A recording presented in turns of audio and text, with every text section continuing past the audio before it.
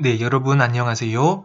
이제 앞선 동영상에서 우리가 공평하게 분배하는 방법에 대해서 이제 두 가지 탐구를 살펴봤는데요. 이제 두 번째 탐구와 관련된 활동을 같이 해보도록 하겠습니다. 그래서 이번에는 이제 상속자가 두 명이고요. 두 명을 이제 갑과 을이라고 하고 두 사람이 부모님으로부터 이제 세 가지를 이제 재산을 이제 상속받게 되었습니다. 그래서 집과 농장, 보석을 이제 상속받게 되었는데요. 각자가 이제 가치를 적었더니 다음과 같았다고 할 때, 갑과 을에게 공평하게 한번 나누어 보도록 하겠습니다. 그러면 갑에게 있어서는 집과 농장과 보석의 이제 총 가치를 합하면은, 이제 1억 2,600만 원이 되겠고요. 을에게 있어서는 네, 이것은 이제 얼마일까요? 이것은 이제 네, 처음에 1억 1,420에 1,180만 원 이제 플러스를 하게 되면 네, 1억 2,600만 원. 네, 을에게도 똑같이 이제 1억 2,600만 원의 가치로 이제 가치라고 볼 수가 있겠습니다. 그러면 이제 갑과 을 모두 이제 6,300만 원을 이제 6,300만 원이 이제 가치의 절반이니까 똑같이 6,300만 원을 이제 분배를 하면 되겠습니다. 그러면은 이 세 가지 물건을 두 사람에게 어떻게 분배를 해야 되는지 이제 생각을 해 보겠습니다. 이제 집은 갑이 이제 을보다 더 높게 가치를 판단했기 때문에 집은 갑에게, 또 농장도 갑이 더 높네요. 그래서 농장도 갑에게. 이제 보석은 을에게 더 높은 가치가 있기 때문에 보석은 을에게 이제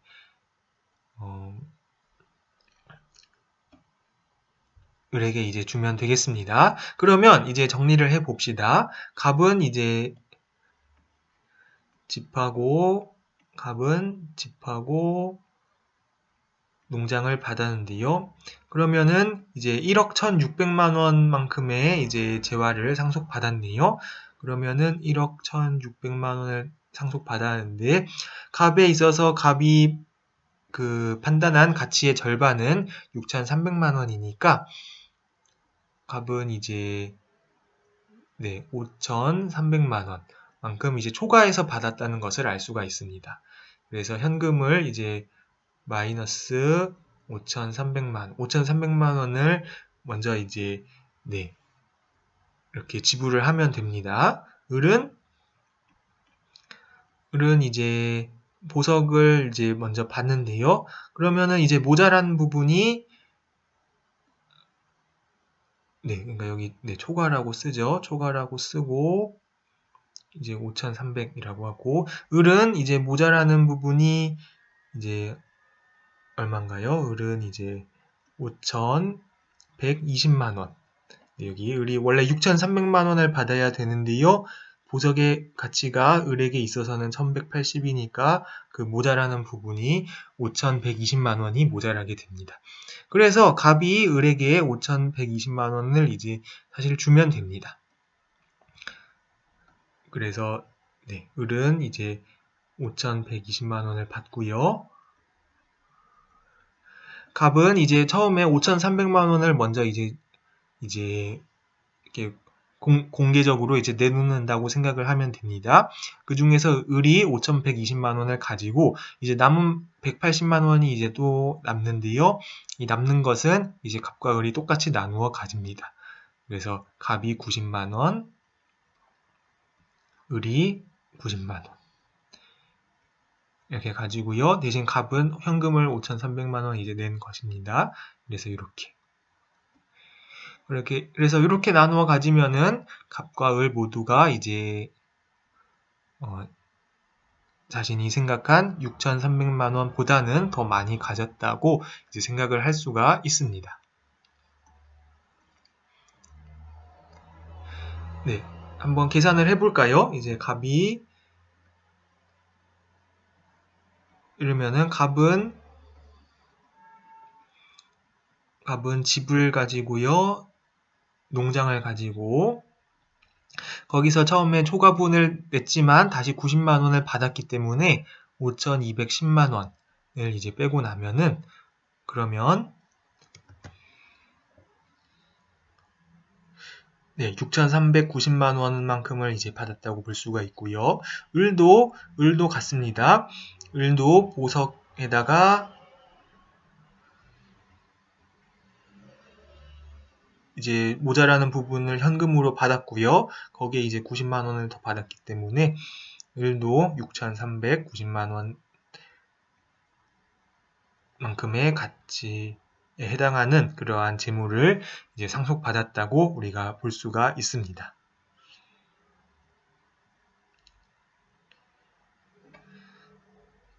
네, 그래서 이제 우리 앞선 케이크와 이제 떡과 달리 이런 집이나 농장, 보석 등은 우리가 조각을 낼 수가 없습니다. 이제 이런 물건들을 공평하게 분배하는 방법으로 이렇게 모두가 현금을 충분히 지불할 수 있는 능력이 있는 경우에는 이제 이렇게 분배를 하면은 공평한 분배를 항상 할 수가 있다라는 결론을 얻을 수가 있습니다. 네, 이번에는 마지막으로는 우리가 자연수 배정에 대해서 살펴보려고 하는데요. 예를 들어서 대학에서 학생을 선발한다. 또는 우리 전국에서 우리가 국회의원을 선출한다 할 때 어떤 지역에서는 국회의원을 30명, 근데 어떤 지역에서는 국회의원을 4명만 뽑고 이제 이런 일이 있습니다. 이제 물론 이제 각 해당하는 자치구역의 인구의 비율에 비례해서 우리가 국회의원을 이제 선출하는데요. 그런데 그 비율을 생각하는 경우에 비율이 항상 자연수로 떨어진다는 보장은 거의 없습니다. 비율은 이제 우리가 계산을 하면 대부분 이제 소수점으로 떨어질 텐데요. 그렇지만 우리가 국회의원을 소수점만큼 선발할 수는 없기 때문에 항상 자연수만큼 이제 배정을 할 경우가 생기는데 이제 그럴 때 우리가 어떤 기준 하에서 학생이나 국회의원 이런 숫자를 정할 수 있을까? 이런 질문에 대해서 이번 탐구와 활동을 통해서 답을 해보려고 합니다. 네, 그래서 이번 탐구에서는 1000명이 재학 중인 대학에서 이제 6개 학과가 있는데요. 거기서 이제 장학생을 선발하려고 합니다. 그래서 1000명 중에 총 15명의 장학생을 선발하려고 하는데 이제 학생 수에 비례해서 이제 기본적으로 선발을 하려고 하는데요. 이제 6개의 학과의 학생 수가 다음과 같을 때 우리가 이제 어떻게 각 과에서 이제 장학생을 이제 분배할지 그 방법에 대해서 한번 살펴보도록 하겠습니다. 그래서 이제 장학생의 이제 총 정원이 있다, 정원이라고 이제 생각을 하겠습니다. 장학생의 이제 총 정원은 15명인데요. 그러면은 1000명에서 15명을 뽑으니까 이제 지금 학생 수에서 1.5%를 이제 뽑는다라고 생각을 하면 되겠습니다. 그러면 먼저 각 학과마다 이제 학과의 재학생 수의 1.5%를 직접 계산을 하면 됩니다. 그러면 자, 먼저 계산을 해보면요. 여러분들도 동영상은 이제 재생을 하면서 이제 저랑 동시에 한번 같이 계산을 하면은 좋을 것 같습니다. 1.5%를 계산을 하면요. 자, A학과는 먼저 A학과는 1.47 이죠. A학과는 여기는 이제 1.47 그래서 1.5%를 계산한 값을 우리가 적어주면 됩니다. 네, 1.5%는 0.015니까요. 네, 이렇게 되고요. 자, B학과에서는 60에 75 하면은 역시 변면 900이니까 B 학과는 0.9.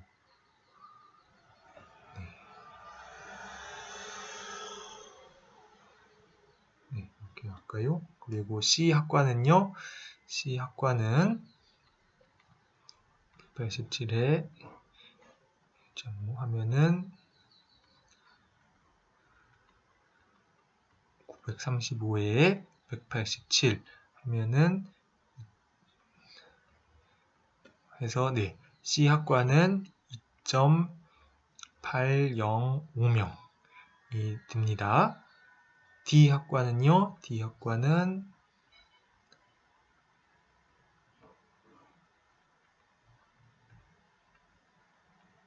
계산을 하면요. D 학과는 이제 3.09명이 되고요.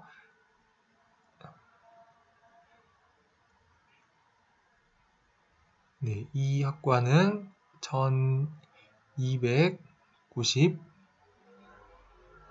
그리고 네, 258 그러면은 네, E 학과는 3.87 네, 마지막으로 F 학과는요.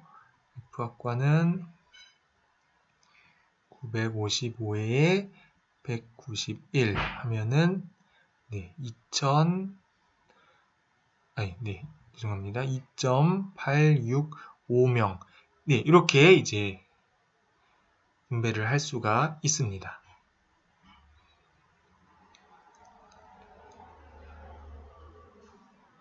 네, 제가 계산해서 실수가 없기를 바라고요. 그래서 6개 학과의 이제 기준 정원은 이제 다음과 같이 되는데요. 이랬을 때 이제 이 정원이 이제 자연수로 나오면 너무 좋겠지만 이러한 일은 극히 드뭅니다. 그래서 이렇게 볼 수 있는 것과 같이 대부분 이렇게 소수점으로 나타나는데요. 그렇지만 우리가 장학생 배정은 반드시 이제 자연수로 해야 하기 때문에 이랬을 때 자연수를 배정하는 방법으로 우리가 여기서 이제 알아보는 방법을 우리가 해밀턴식 배정 방법이다 라고 말을 합니다. 이제 네, 그래서 여기다가 먼저 쓰겠습니다. 이제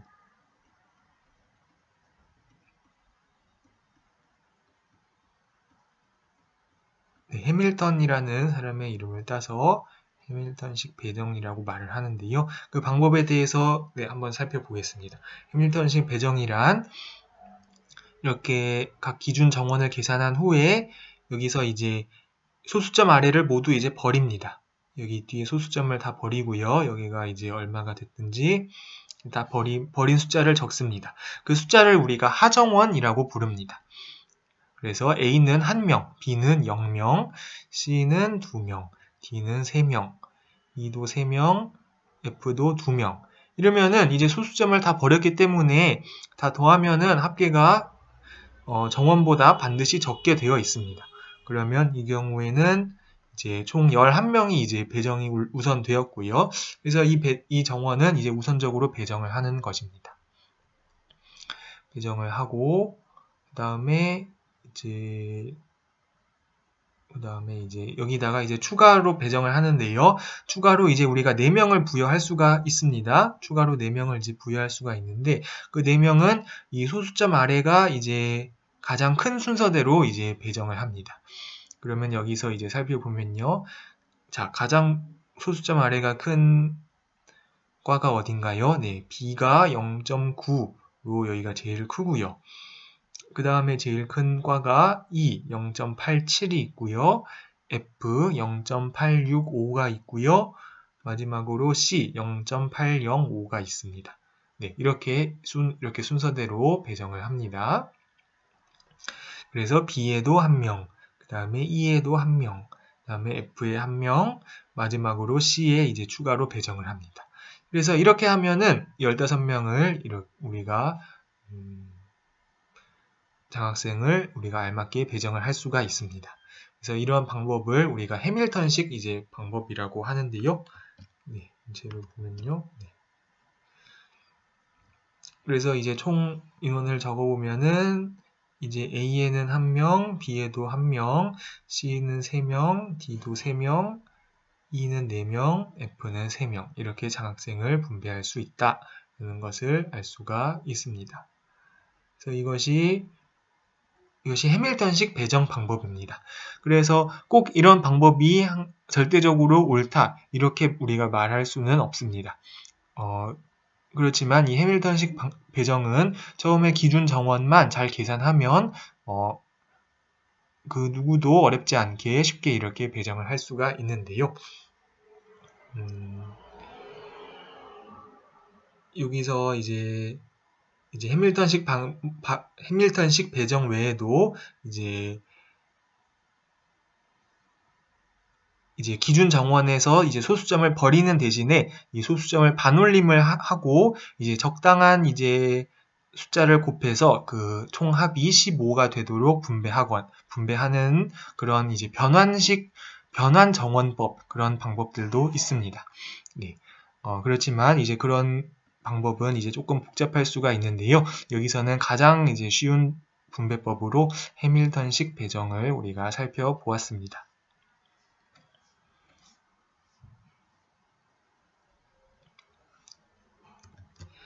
네, 그래서 마지막 우리 활동에서는 이제 앞선 탐구에서 우리가 살펴본 해밀턴식 배정 방법에 이제 해밀턴식 배정 방법이 이제 항상 이제 합리적인 것은 아닙니다. 여러 가지 약간 패러독스가 있는 방법이기도 한데요. 그 패러독스 중에 한 가지를 우리가 살펴보도록 하겠습니다. 그래서 역시 1000명이 재학 중인 대학에 이제 2개의 학과가 있는데요. 거기서 이제 신입생을 이제 새로 뽑아서 이제 새로운 학과를 신설하려고 합니다. 그래서 새로운 학과를 신설하려고 하는데 이제 처음에는 이제 장학생이 이제 100명이었는데요. 그래서 한 54명 정도를 이제 뽑아서 우리가 장학생을 5명 더 늘리려고 합니다. 이제 그런 상황에서 이제 장학생의 배정에 어떤 일들이 일어나는지 우리가 살펴보도록 하겠습니다. 그러면 처음에 먼저 해밀턴식 배정으로 우리가 장학생을 100명 선발했다고 할 때요.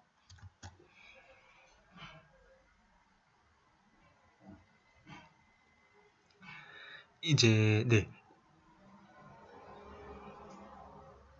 이 경우에는 전체 학생에서 장학생이 이제 10%에 해당하기 때문에요. A는 이제 기준 정원이 10.4명, B는 89.6명이 됩니다. 그러면 이제 소수점 아래를 버리고요. 앞서와 같이 하정원을 계산을 하면 A는 10명, B는 89명이 됩니다. 그러면은 그 합계는 이제 99명이고요. 그런데 이제 한 명을 이제 추가로 배정을 해야 하는데요. 이제 B의 소수점이 더 크기 때문에 A는 0명, B는 1명. 그래서 1명 배정을 해서 이제 총 장학생은 A 학과에서는 10명, B 학과에서는 90명을 이제 배정을 하면은 크게 문제가 될 것이 없습니다. 네, 그런데 이제 C 학과를 이제 신설하고 신입생을 이제 추가로 쉬운 4명을 받았을 때 이때의 상황을 한번 생각을 해 보겠습니다. 그러면은 이 경우에는요, 1054분의 105 이 비율을 계산을 해야 되는데요. 여기에 곱하기 100을 하면 1500에서 1054이기 때문에 약간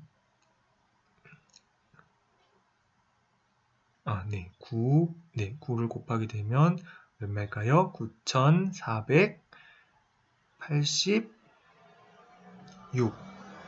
되고 나머지가 1014가 됩니다. 1140. 그러면 다시 9.9하고 9486을 하면 그러면 654가 되죠. 654. 그래서 다시 이제 하면은 9.96이 되고요. 6,324가 됩니다. 그래서 다시 2,160 하고 9.96 여기까지만 해볼까요? 그리고 2,100, 2,108 하고 또 얼마가 하고 이제 계속 이제 무한히 이제 반복이 될 텐데요. 대략적으로 이제 장학생의 비율이 한 9.96%다라는 것을 알 수가 있습니다. 그러면은 그냥 우리 간단하게 9.96%로 기준 정원을 한번 계산을 해 볼까요? 그러면 이제 A학과에서는 104명 중에 이제 9.96 명이 기준 정원이 장학생의 기준 정원이 되겠고요. 124, 936, 936 하면은 1, 0, 3, 5, 8, 4 그래서 대략적으로 10.358명이라는 걸 알 수가 있습니다. B는요? B는 896명에서 9.96%를 계산을 하면요.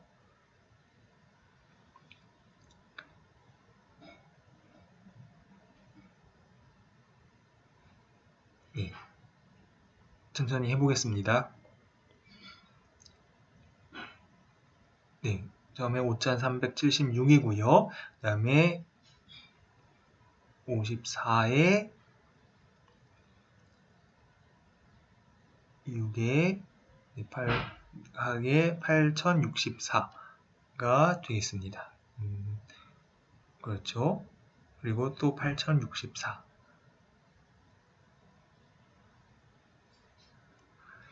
그러면 8,900 8, 9 다음에 2 다음에 4, 1, 6 그래서 89.241 대략적으로 89.241 이렇게 되겠고요. 마지막으로 C를 해보겠습니다. C를 해보면 54에 996 이렇게 곱할까요? 그러면 36, 3984예요. 4,980 이렇게 됩니다. 그래서 계산을 하면 5,3,784 그래서 5.37이라는 것을 알 수가 있네요. 5.37 5.378 이것이 이제 기준 정원입니다. 그러면은 소수점 계산이 다소 복잡했지만요. 계산을 하면 이렇게 되겠고요. 그러면은 이제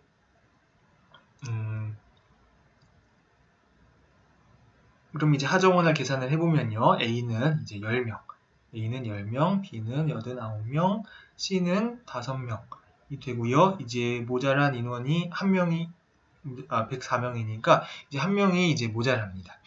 그런데 이 경우에 추가를 이제 어느 학과에 이제 할 수가 있을까요? 이제 잘 보면은 C의 소수점이 이제 가장 높은 것을 알 수가 있습니다.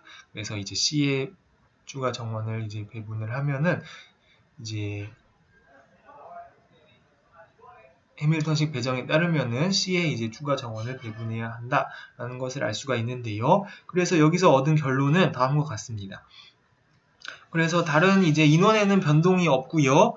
이제 다만 어떤 새로운 학과를 신설하고 이제 그만큼 이제 장학생을 이제 추가 배정을 했는데요. 근데 이제 다만 이제 전체 학생 수와 이제 기준 정원이 이제 이 경우에는 정확히 10%는 아닙니다. 정확히 10%는 아니고 비율이 이제 다소 달랐습니다. 이제 정확하게는 9.96%도 아니고 사실은 1054분의 1500%니까 정확하게는 이제 이렇게 계산을 해야 되는데요. 그런데 이제 소수점 두째 자리까지만 제가 계산을 했지만 그 결과는 이제 크게 달라지지는 않습니다. 그것은 이제 여러분들이 확인을 해 볼 수가 있고요. 그래서 이 경우에 이제 장학생 배정의 결과를 이제 우리가 정리를 하면 A는 10명인데 문제는 B가 89명이 돼서 오히려 이제 가만히 있었는데 새로운 학과가 신설됐더니 오히려 장학생이 1명 이제 줄은 현상이 이제 일어났습니다. 그리고 C는 54명에 불과한데요. 장학생은 6명을 배정한다는 그런 이제 약간은 이제 의아한 일이 이제 발생하는 것입니다.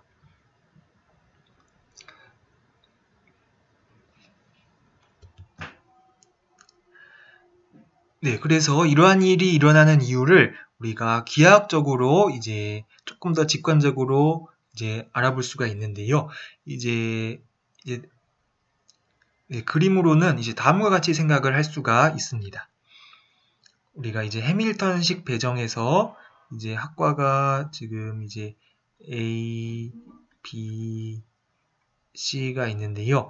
자, 예를 들어서 우리가 장학생을 1명을 배정한다라는 것은 이제 새 학과에서 이제 가장 인원이 높은 그 학과에게 1명을 배정을 할 텐데요. 그거는 이제 영역을 똑같이 이렇게 삼각형의 중심으로 이렇게 똑같이 영역을 이렇게 나누고요. 이랬을 때 예를 들어서 이제 B의 학과 인원이 가장 높다 하면은 그 점의 좌표를 이쪽에 어딘가로 이제 쓸 수가 있습니다. 그래서 예를 들어서 그래서 이제 B에 있다 하면은 예를 들어서 이제 학과 이제 인원의 비율이 예를 들어서 A 4대 5대 1이다 라고 하면은 예를 들어서 A 대 B 대 C의 비율이 4대 5대 1이었다 하면 그 점을 좌표를 이제 해당하는 위치를 이렇게 우리가 선정을 할 수가 있는데요. 예를 들어서 B의 인원이 B 학과에서 이제 C 학과로 우리가 전과를 많이 했다 하는 경우를 생각을 해보겠습니다. A는 그대로 있고 B에서 C로 전과를 많이 하면은 점점 이 점을 이제 이쪽으로 옮깁니다. 옮기는 현상인데요. 점을 계속 이쪽으로 옮기면은 언젠가 이제 C가 가장 많아지기 전에 이렇게 학과가 이제 가장 이제 커지는 그런 일이 중간에 이제 발생을 하겠습니다. 그래서 A는 가만히 있고 이제 B학과의 학생은 이제 줄어들고 C학과의 학생은 늘어나고 A는 이제 그대로고요. 그런데 이제 정작 B에 있던 장학생은 이제 A학과의 장학생으로 이제 옮겨가는 것이죠. 이제 이러한 현상이 이제 일어날 수밖에 없다는 것을 여러분들이 쉽게 알 수 있는데 이것이 좀 더 일반적으로 어떤 학과는 이제 기존의 학과는 그대로 있고요. 이제 새로운 학과가 이제 신설이 되었을 때 이제 이렇게 기존 학과에서 오히려 장학생이 이렇게 줄어드는 현상이 나타날 수 있다. 그래서 이런 일이 일어날 수 있기 때문에 우리가 해밀턴식 배정을 할 때 이제 조심을 해야 할 경우가 있습니다.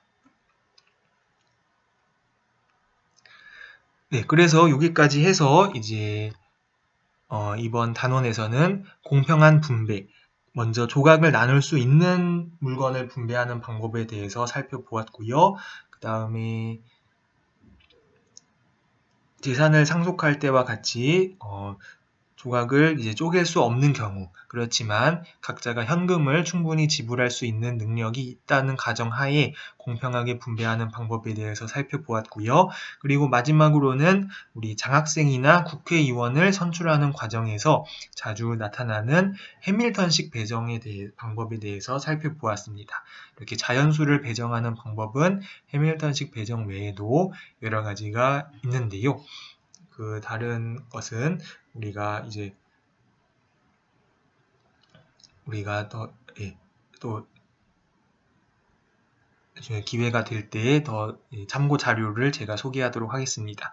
네, 뒤에 이제 더 알아보기 여기에서는 우리가 공평한 분배법 중에서도 각자가 최고의 조각을 받았다고 생각하는 남부럽지 않은 분배법이라는 그런 분배법에 대해서 제가 간략하게 적어 놓았습니다. 네, 여기는 이제 각자가 읽어보도록 하고요. 네, 그러면 여기서 이번 동영상을 마치도록 하겠습니다.